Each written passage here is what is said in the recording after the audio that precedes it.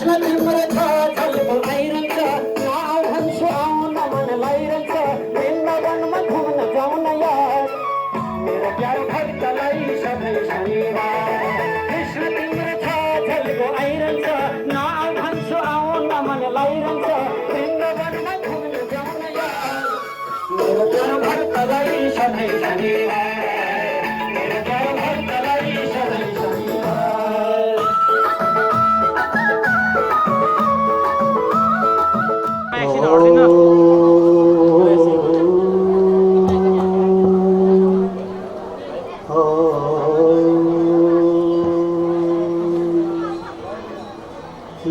लोकाभिरामं रणरङ्गधीरं राजीवनेत्रं रघुवंशनाथं कारुण्यरूपं करुणाकरं तं श्रीरामचन्द्रं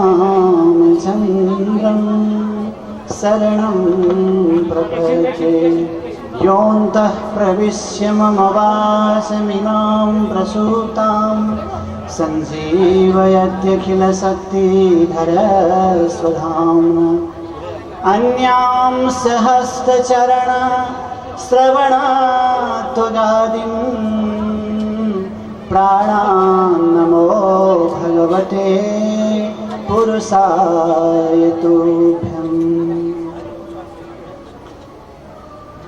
व्यासमा आसीन हुनुभएका व्यासाचार्यज्यू,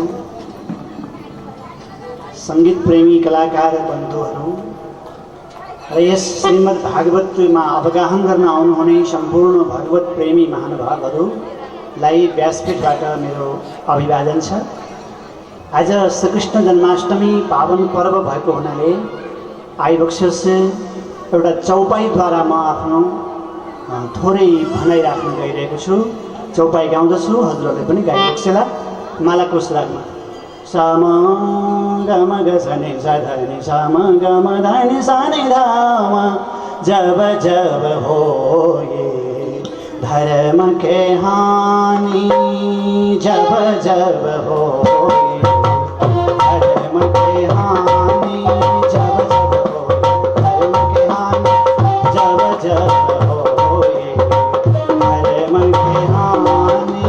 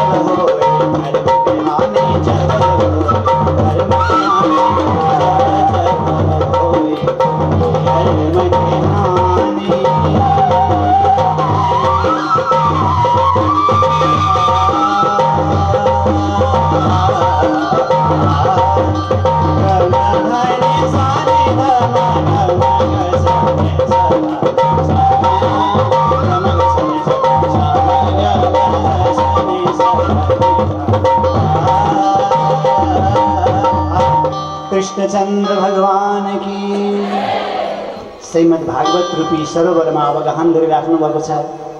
सबै भक्तहरूको यो भाग्य उदाएको हो।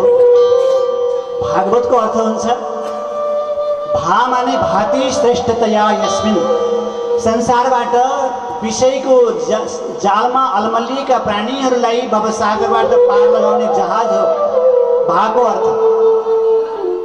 गको अर्थ हुन्छ गतिरि एन च लभ्यते, सही गति प्रदान गर्ने, भगवानको चरणारविन्दलाई प्राप्त गराइदिने भएको हुनाले, गति दिने भएको हुनाले ग भनिएको छ। भागवत बको अर्थ हुन्छ वरिष्ठम सर्वशास्त्राणाम, शास्त्र मध्येको वरिष्ठ शास्त्र श्रीमद् भागवत शास्त्र, जुन शास्त्रमा अहिले हजुरहरू अवगाहन गरिराख्नु भएको छ। यहाँ अवगाहन गर्न जो कोही सक्दैन। कृष्णको कृपा नभइकन, रामको कृपा नभइकन श्रीमद् भागवत कथारूपी सरोवरमा अवगाहन गर्न जो कोही सक्दैन। गोस्वामीले प्रश्न रूपमा भनिबक्सेको छ, यही सर आवत अति कठिनाई, यही सर आवत अति कठिनाई, राम कृपा बिना आई न जाई, राम कृपा बिना आई न जाई, यही सर आवत अति कठिनाई, यही सर आवत अति कठिनाई, राम कृपा बिना आई न जाई, राम कृपा बिना आई न जाई। यो सरोवरमा आउन भगवानको असीम कृपा चाहिन्छ। त्यसैले आज हजुरहरू यहाँ उपस्थित हुनुभयो। हाम्रो पण्डितजीले जुन एउटा राम्रो सङ्कल्प गर्दै अगाडि बढ्दै हुनुहुन्छ, म उहाँलाई उत्तरोत्तर प्रगति होस् भन्ने शुभकामना व्यक्त गर्न चाहन्छु। वरिष्ठम सर्वशास्त्राणाम, सम्पूर्ण विश्व ब्रह्माण्डको वरिष्ठ शास्त्रलाई उहाँले अँगाल्नु भएको छ, जनमानसमा पस्केर हिँड्नु भएको छ। अवश्य उहाँ गन्तव्यमा पुगिबक्सनेछ। वरिष्ठम सर्वशास्त्राणाम तरीभूतम भवार्णवे, तको अर्थ हुन्छ तारिदिने। दिवंगत भएका आत्माहरूलाई भागवतको यदि कसैले अनुष्ठान गराइदिए भने दिवंगत भएका आत्माहरू भगवानको चरणारविन्दलाई प्राप्त गर्न पुग्दछन्। त्यसैले यो चारवटा अक्षरबाट बनेको जो शब्द छ भागवत, यो अत्यन्तै महत्त्वपूर्ण छ। जन्माद्यस्य यतोऽन्वयादितरतः सार्थेष्वभिज्ञ सुराट्, तेनै ब्रह्महृदाय आदिकवये मुह्यन्ति यत्सूरयः, तेजो वारि मृदां यथा विनिमयो यत्र त्रिसर्गो मृषः, धाम्ना स्वेन सदा निरस्तकुहकं सत्यं परं धीमहि। यो भागवतको सबैभन्दा पहिलो श्लोक। यतः जसबाट अस्य यो जगतको जन्मादि भनेको सृष्टि स्थिति प्रलय हुन्छ, त्यो सम्पूर्ण ब्रह्माण्डमा व्याप्त भएर बसेको छ। त्यो सुराट स्वयं प्रकाशवान छ, उसलाई कसैको प्रकाशको आवश्यकता छैन। सभिज्ञ सुराट, तेनै ब्रह्महृदाय आदिकवये, जसले सङ्कल्पद्वारा ब्रह्माजीलाई आफ्नो नाभि कमलबाट आविर्भाव गराएर जगतको सृष्टि गरायो, त्यो भगवान परमात्मा श्रीहरि सत्य हुनुहुन्छ। सत्य व्रतम सत्य परम त्रिसत्यम भनेर दशमस्कन्धमा निरोध लीलाको व्याख्यामा परम पूज्य सुखदेव स्वामीले भगवान परमात्माको स्तुति गायन गरिबक्सेको छ। सत्यम परम धीमहि, त्यस्तो सत्य स्वरूप भगवान परमात्माको म ध्यान गर्दछु। गायत्रीको महाभाष्य हो श्रीमद् भागवत। भागवत बराबरको शास्त्र दुनियाँमा कहीँ छैन। वरिष्ठ शास्त्र हुनुहुन्छ श्रीमद् भागवत। त्यस्तो श्रीमद् भागवत श्रवण गर्न पाउनु पनि हजुरहरूको भाग्य हो।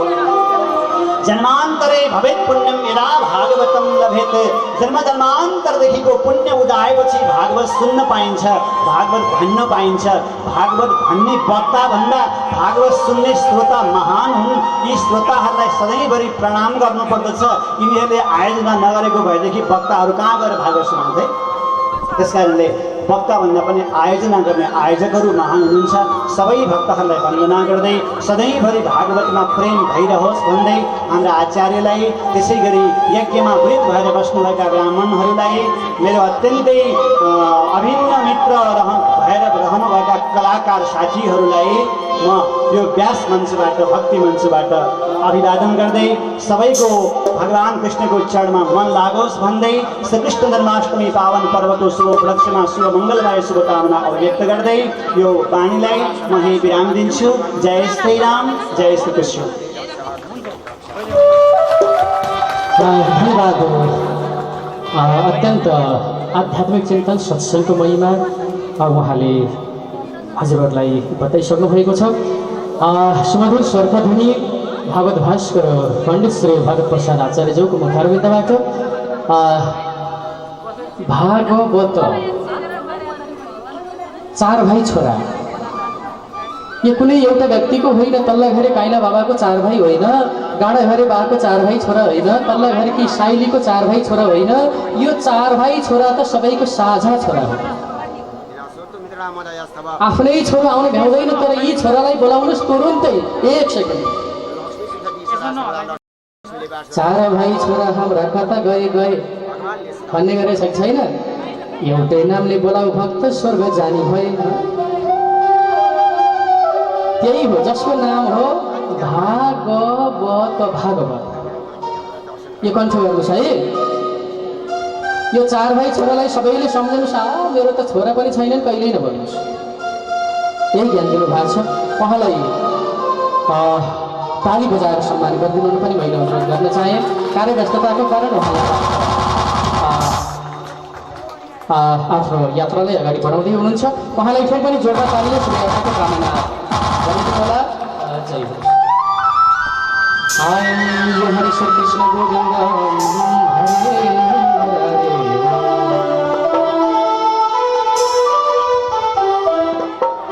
वासुदेवं भज वासुदेवं भज वासुदेवं भज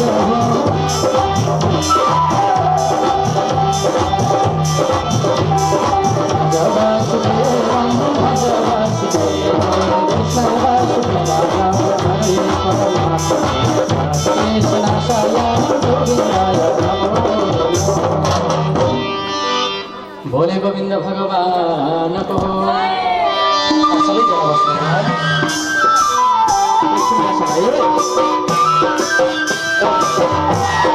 जय हो।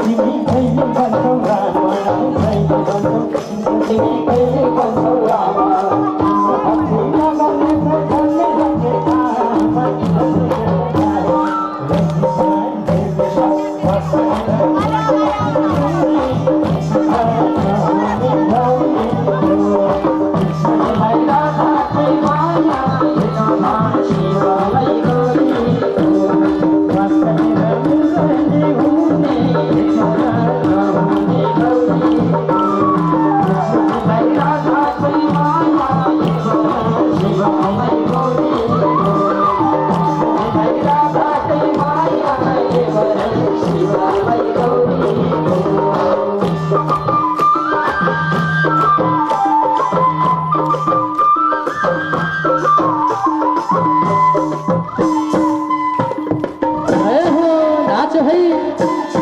पछाडिबाट ताली हराए सबैले हातमाथि।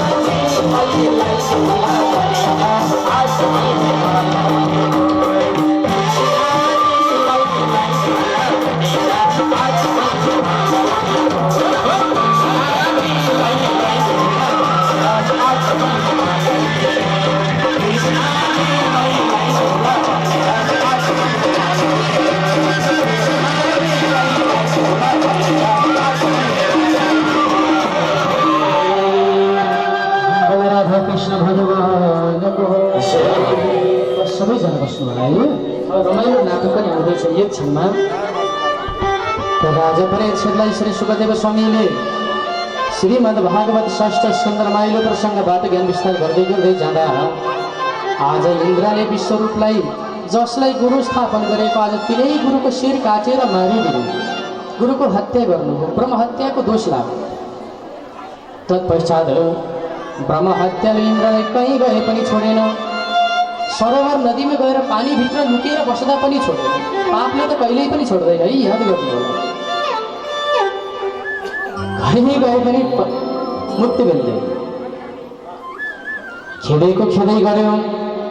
ब्रह्माजीले त्यही ब्रह्महत्याको दोषलाई चार भाग, पापलाई चार भाग लगाउनु भयो।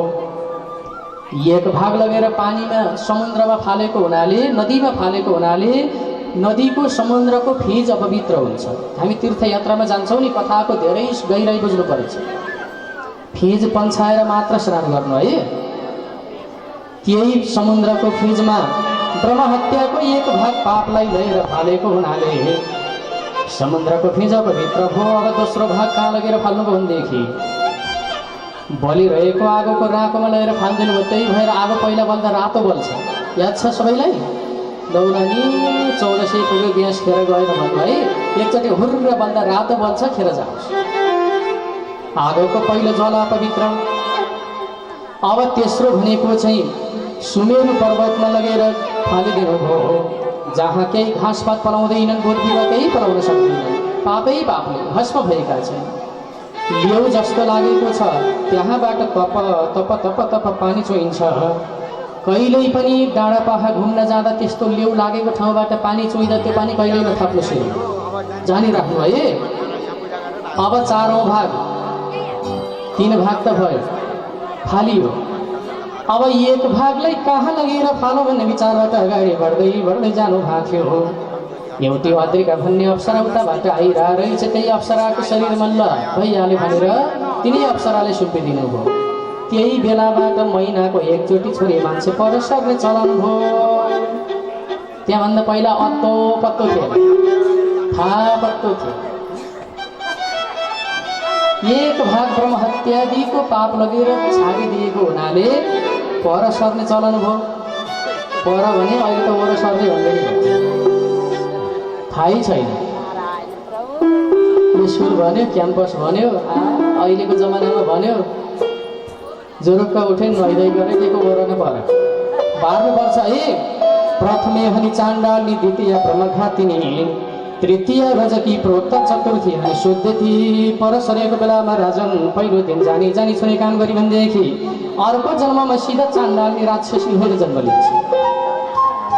द्वितीय ब्रह्मघातिनी, दोस्रो दिनमा अर्कालाई छुने काम गरी भनेदेखि अर्को जन्ममा राक्षसी भएर जन्म लिने, तर केही भोजन होइन, मात्र मासुको मात्र भोजन।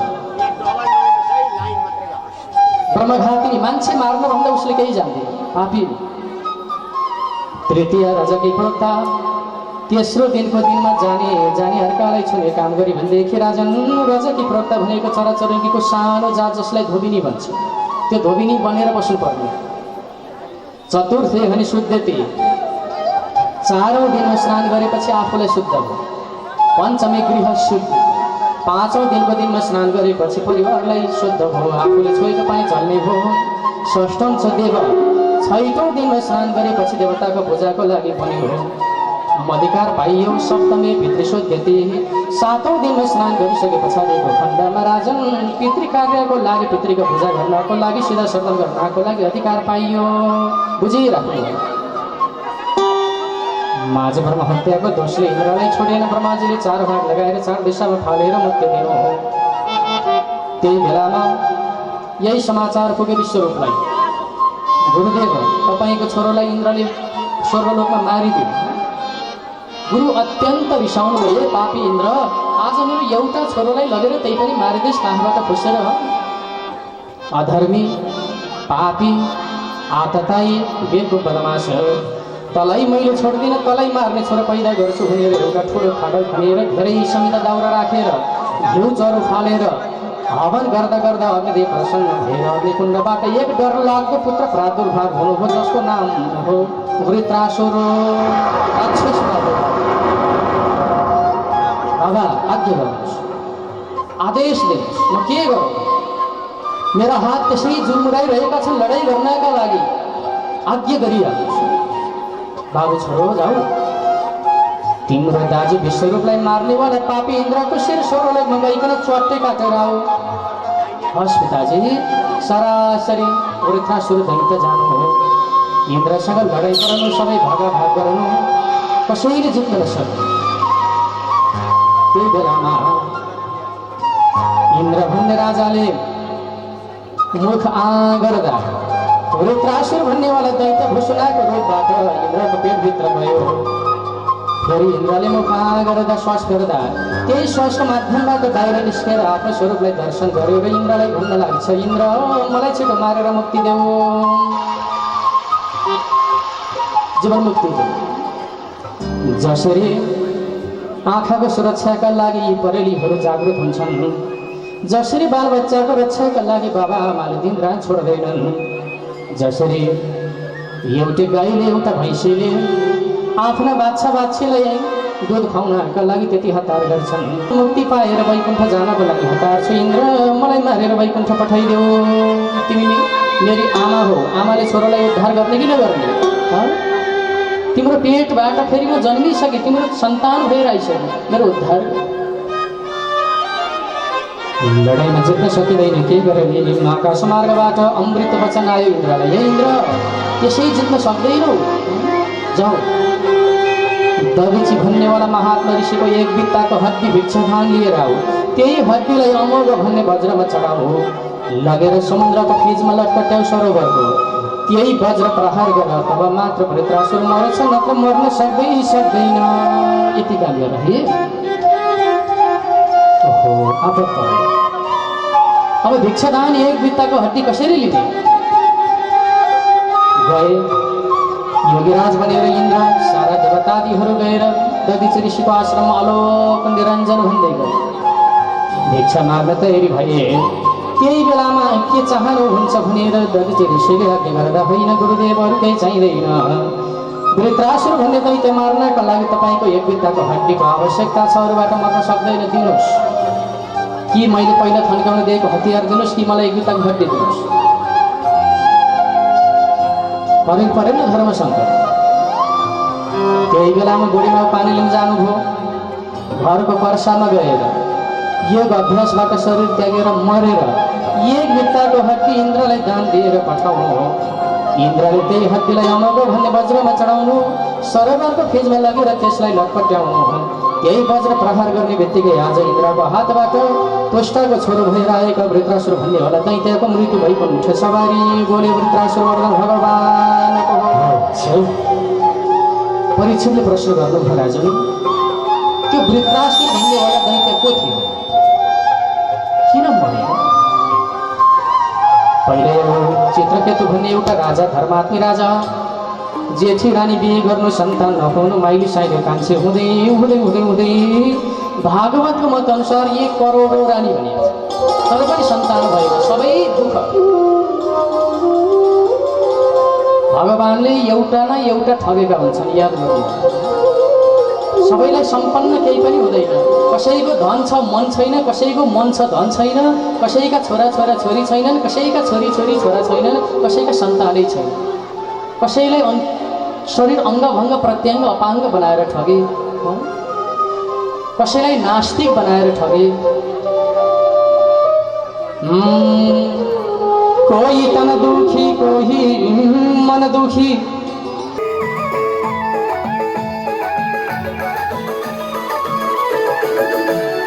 कृष्ण तिम्रो छ छलको आइरहन्छ, नाउ भन्छु आउन मन लाइरहन्छ, वृन्दावनमा घुम्न जाउन यार, मेरो प्यारो भक्तलाई सधैँ शनिबार। कृष्ण तिम्रो छ छलको आइरहन्छ, नाउ भन्छु आउन मन लाइरहन्छ, वृन्दावनमा घुम्न जाउन यार, मेरो प्यारो भक्तलाई सधैँ शनिबार।